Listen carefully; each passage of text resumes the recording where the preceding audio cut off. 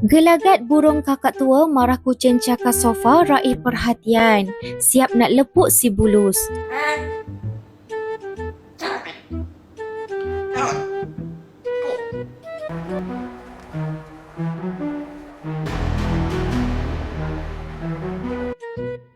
Baru-baru ini, seekor burung kakak tua atau turut dikenali sebagai jenis Congo African Grey telah menarik perhatian ramai dengan gelagat selambanya.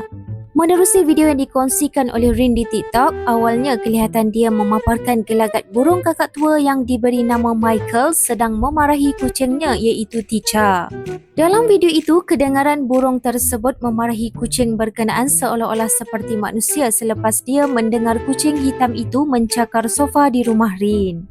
Apa yang lebih menarik perhatian, Michael turut mengatakan dia ingin melepuk Ticha dengan kakinya. Di hujung video, kedengaran Rin bertanya kepada burung kakak tua tersebut siapakah yang dimarahinya.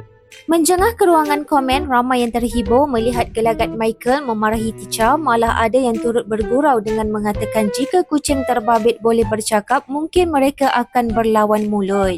Tak kurang juga ada yang mengatakan mungkin Michael mengikut cara Rin memarahi kucing-kucingnya.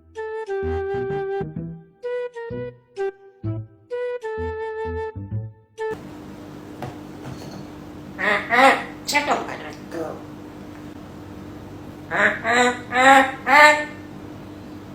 Jangan. Kau. Pu. Memang.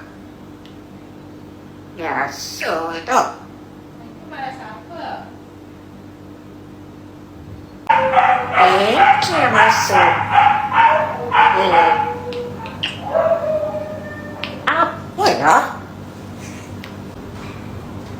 Apa ya? Apa ya?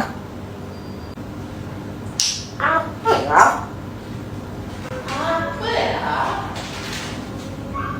Apa itu? Apa tu nak makan? Mami cantik ya? Apa dia? Mami cantik ya? Oh, thank you.